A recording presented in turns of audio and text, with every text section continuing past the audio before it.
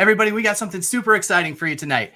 I've been kind of teasing at this the last couple of weeks, but I've had some followers on the channel who have interacted a little bit, and I've got to know them a little bit via their Facebook page that they run. You may have remembered me mentioning it in a couple videos back, but if you haven't, go back and watch those videos. But tonight, I am excited to bring into the stream Angie Vogel and Jenni Hahn. These are some mid-level medical providers, and they are excited to talk to you about some options. So there's a lot of you out there tonight that are lost, right? Your coupon rug has been pulled out from underneath you. You kind of don't know which way to turn. Do I pay full price for Mounjaro and sell a kidney? What do I do? They've got some great options for you. And so they agreed to come on the stream and give us some of their time tonight, which I'm super excited about. So we will welcome into the stream tonight, Angie and Jenni. Angie and Jenni, welcome. Hi, how are you, Dave? I'm here. I'm good. I'm like I said earlier, it's been kind of a long week for me. So I'm just a little on the exhausted side. My wife's been kind of sick and we've got 4 little kids. So as you can imagine, it's just been a little on the exhausting side, but I'm so excited to have you both here tonight. And I was thrilled when you were willing to come on and be on the show. So thank you very much for joining. Thanks for having us. Yeah, thanks. We're excited to be here. Yeah, absolutely. So you got to tell me a little bit about your TikTok. How'd you get started on TikTok? How did this become a thing for the How did we decide on TikTok? I think one of us just said, we should start a TikTok. All of our kids. Oh yeah, our kids Angie has a couple kids and TikTok now. Maybe that's the key. Maybe if my kids were that age, maybe I could get sucked into it a little bit. But you did kind of suck me into it a little bit because you did a promo for this video, which was awesome, and that kind of got me. Okay, let's take a look at what do we got here. And you've got a lot of followers over there, a lot of videos with a lot of views. And so it was kind of fun. I kind of got caught up before you joined me here and could just kind of looking at all the videos. I'm like, wow, this is really good content. So yeah, kudos to you on growing that what do they call it? A TikTok channel, TikTok page, account, whatever it is. I don't know. Congratulations. The Tic Tacs. I don't know. We'll go with that. I like it. So as I was kind of talking before I brought you on, there's a lot of people who follow this channel over here on YouTube, my meager little channel over here on YouTube, that are kind of getting the rug pulled out from underneath them on this whole coupon debacle, which I've done a lot of videos on here. So hopefully everybody's like up to speed on what's going on with those. But, unfortunately, it's just not the greatest news for people taking Mounjaro for weight loss, right? That's what it comes down to. Yeah. So I wanted to talk to you specifically tonight about, what your thoughts are. Like right now, obviously, we know that Wegovy is a semaglutide medicine that is approved for the treatment of weight loss. Can you talk a little bit to those who might be looking to switch it up about what the differences are between something like semaglutide, Wegovy, and Mounjaro? Yeah, so Wegovy actually came out prior to Mounjaro. I think it's been out for about 1.5 years now, right? Or 2 years? 2021. Yeah, 2021. So Wegovy is a GLP-1 agonist. And what that hormone in your body does is it delays gastric emptying, which means it stops your stomach from emptying so fast. So you feel full faster and longer because it takes longer for that food to move out. Mounjaro is also a GLP-1 agonist, but it has the added component of GIP. At the end of the day, what it means is it also acts centrally in your brain to help control binge eating behaviors, night snacking, cravings, things like that. So head-to-head in studies, Mounjaro is more effective for weight loss. In the studies, patients lost 21% of their body weight versus Wegovy with 18%. Now, I mean, that being said, they're both really, really good medications. It just seems that Mounjaro is a little bit more effective for weight loss, but Wegovy is definitely an amazing medication. And if you look at the Mounjaro data that's been released, Mounjaro versus Ozempic, which Ozempic, I know it's confusing. Ozempic and Wegovy are both semaglutide. So they're the same medication. But the data shows that the side effect profile is a little greater for Ozempic or presumably Wegovy, although they didn't do the study with Wegovy. And so, it was great when we were able to prescribe Mounjaro to all of our patients and sort of have a, minimal side effect profile for them to deal with. And it's still okay. Lots of my patients take Ozempic and now Wegovy and don't have any issues. But I think at the bottom line is they both work great. Wegovy and Ozempic are around 18% weight loss. Like Angie said, Mounjaro, 21%. And so we know that both of them or all three of them are going to work great. And that's the bottom line. Are there better success rates with Mounjaro versus Ozempic and Wegovy, just anecdotally with your own patients? Well, I mean, to be honest, we haven't, when we started this, we started kind of when Mounjaro was just getting really big. And so most of our patients are on Mounjaro. I don't have actually very many on Wegovy because it was on shortage. And it just has recently come back off shortage. The few now that I've gotten several more patients on it now. And I think they're having really good results also. Yeah. It's hard, they haven't been on it long enough to really compare, apples to apples, but they seem to be doing really well. Yeah. A lot of people that have kind of put Mounjaro up kind of on this pedestal because of, they are able to boast on the Surmount trials that they edged out the weight loss medications, even though it doesn't have the FDA authorization for it yet. I think that the misnomer is that it's a wide difference, and it's really not. Correct. Right. Mm-hmm. And yeah, the biggest difference between Mounjaro being a GIP is that actually both of them will, cause the feeling of fullness, the delayed gastric emptying. Both will block hunger receptors.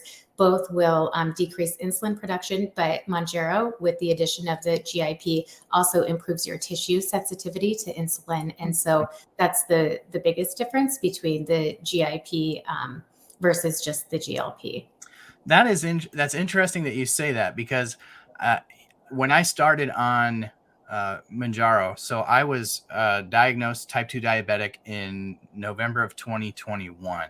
Because I was so insulin resistant, I feel like that is one of the things that I'm most excited to see. Like, did it actually am I using less insulin? Because that was one of my fears when I started. I was like, with my insulin level so high, it sounds like Mounjaro will actually increase the insulin production when I need it. But if my tissues are absorbing it, hopefully over time, it's not having to make quite as much to push that. Right. It's more efficient. One of the important things that I wanted to make sure that we touched on tonight is this idea of compound medications. So there's been very well documented shortages of Wegovy starting, I don't know, probably April or May of last year. Yeah. So I think with Mounjaro coming online in, I think it was May or June, I think a lot of people jumped over to Mounjaro because of the Wegovy shortage, and that just kind of snowballed over time, and that's why we've seen kind of some of the shortages in the different dosages of Mounjaro. So you've kind of seen shortages in both medications, which has led to this idea of compounded peptides, right? Semaglutide and tirzepatide, respectively. I am curious on the compounded. So you have lots of patients on these compounded medicines, correct? Yep. Okay. Anecdotally, again, how does the success rate from a weight loss perspective kind of pan out between somebody who's, say, on Wegovy versus the compounded equivalent? Yeah, so I'll talk about semaglutide first and then let Angie talk about the tirzepatide. But we actually both personally started on semaglutide ourselves. So we're both hospital medicine providers. We work at night in Council Bluffs, and we started noticing patients coming in and they were, losing lots of weight. They said, I've lost 50 pounds in the last year. I've lost 30 pounds in the last 6 months, et cetera. And because we're two, women in middle age or our mid 40s, we were we were anxious to learn about what these medications were.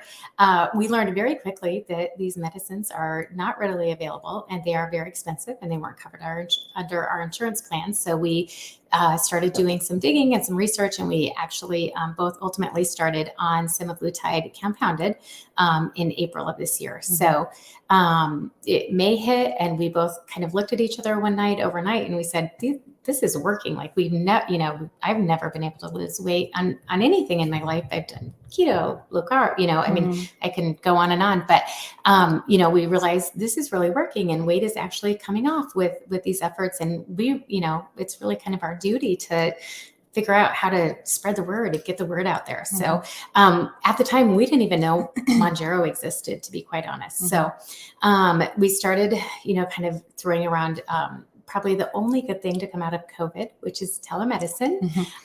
We started throwing around that idea and applied for our LLCs. And that was in June. And I ended up myself and Angie a short time later switching over to Mounjaro ourselves. And then, of course, started our practices in late July, early August, which have taken off greatly, and we've been able to help a lot of patients. So, of course, at the beginning, everything was great and smooth sailing with the Mounjaro savings card, and then we started running into road bumps. And then, thankfully, in November, when the Eli Lilly savings card changed to the requiring the diabetic diagnosis, was around the same time that we were able to locate a pharmacy that did compound tirzepatide. So thanks. So compounded medication, for people who don't know, is when you take a genetically equivalent generic form of the medication, in the case of tirzepatide, Mounjaro,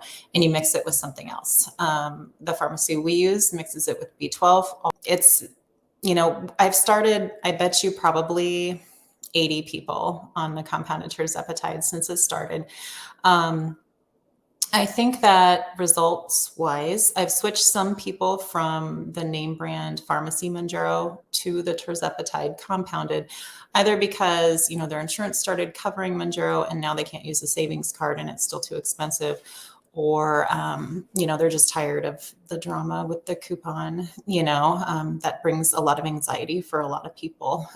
So those people, if they're on an equivalent dose, seem to be, doing okay. But some of them, because of the price, want to drop down in dose a little bit. And I find that they're underwhelmed with their results. But, for instance, I have someone on 7.5 of Mounjaro who decided to do 5 milligrams of tirzepatide. And she was, she didn't gain any weight over the holidays, but she also didn't lose anything. And it's like, well, you did go down in dose. I guess I'm not surprised. Everybody goes into the holidays, no matter what medicine you're on or what diet plan. Nobody lost a ton of weight over the holidays. You walk into that. If you don't gain, that's exactly right. If I don't gain weight, that is a win.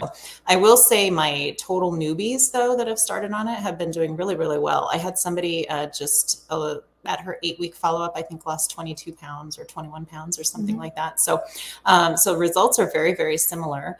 I also find that because of the B12, I think, the most common side effect with Mounjaro is nausea, like far and away, right?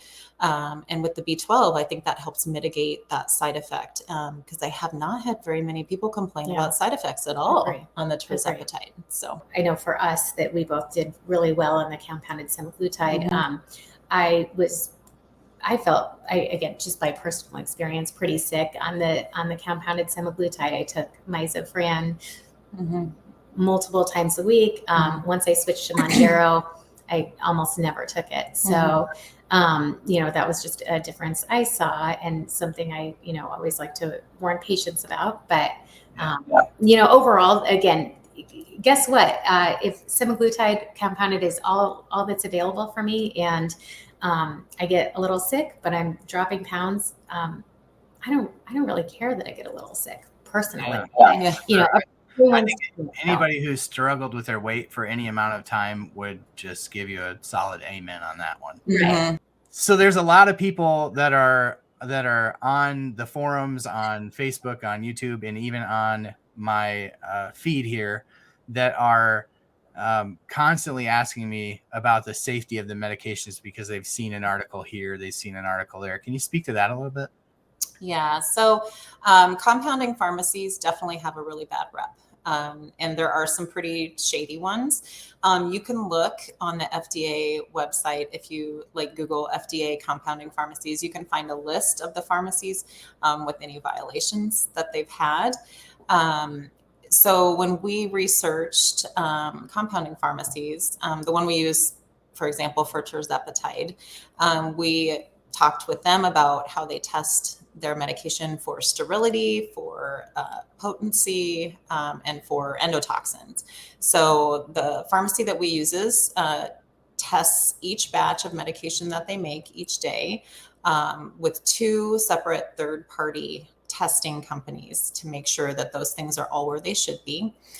They also comply with the USP 797 regulations, which has to do with like training of employees, maintaining standards of sterility and cleanliness in the pharmacy and things like that.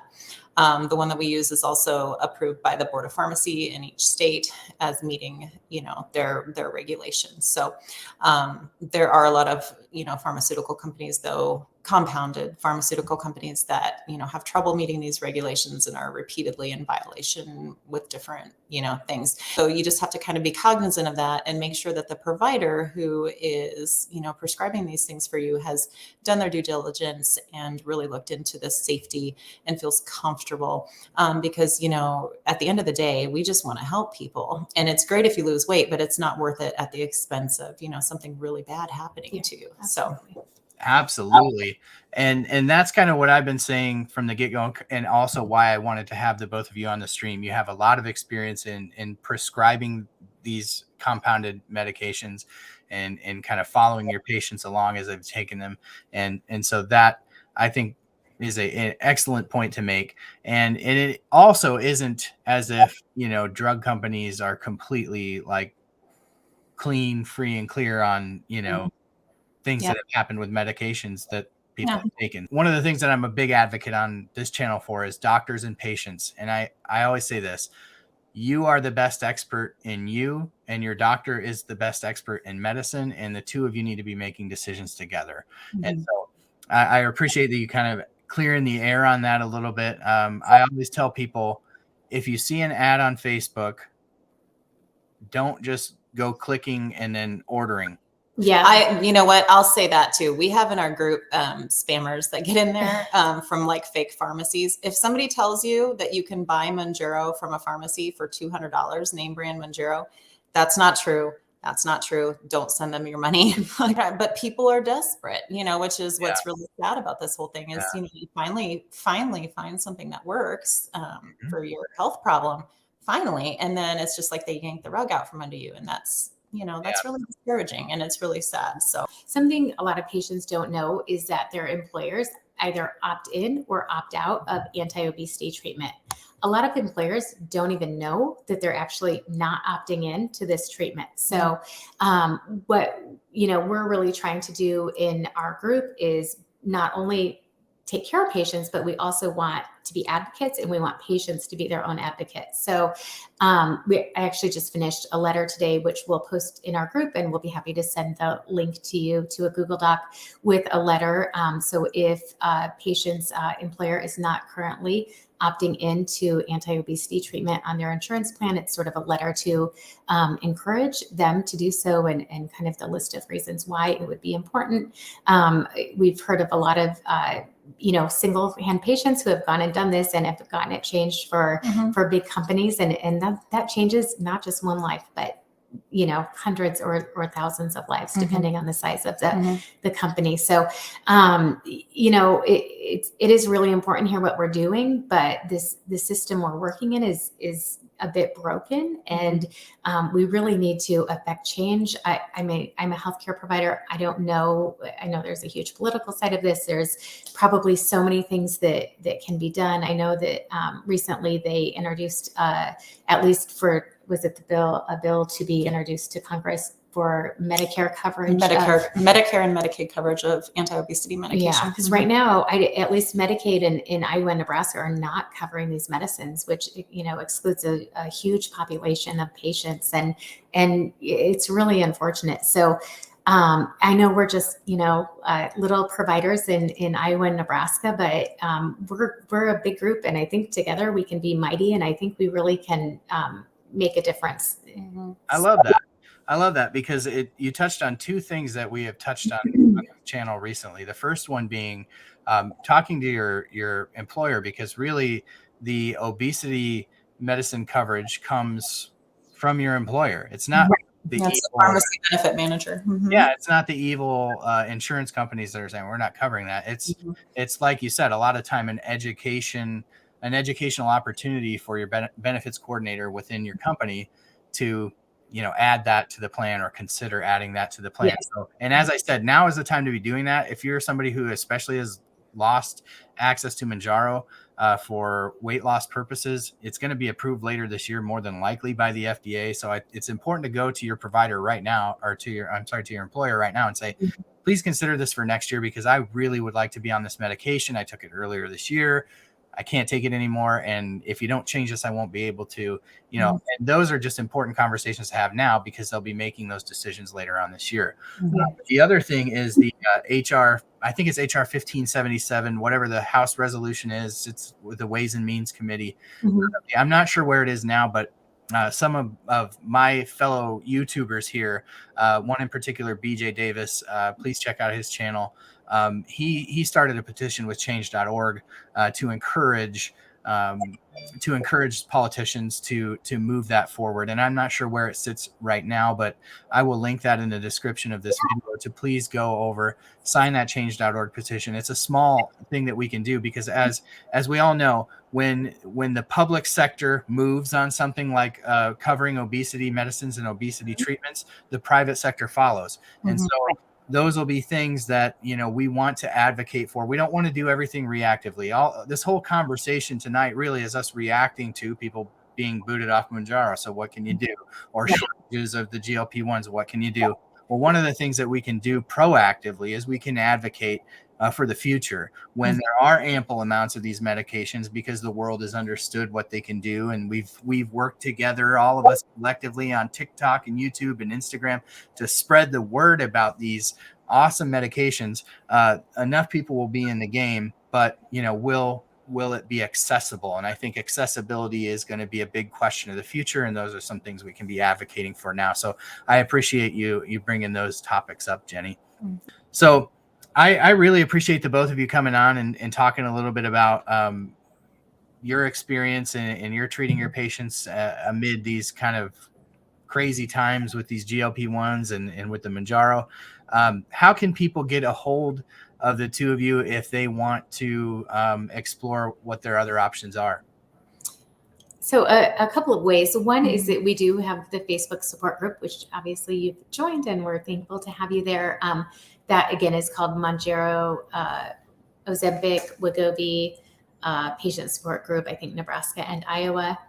And then if you're looking for care, the easiest way to reach out to us. And again, we can only treat patients in Iowa and Nebraska at this time. Angie's getting soon North Dakota at the end of this month. And eventually we may both expand, but our email. It's weightlossnebraska@gmail.com. Nebraska spelled out. weightlossnebraska@gmail.com. So that along with your Facebook group name that's like this long, I get it. I get it.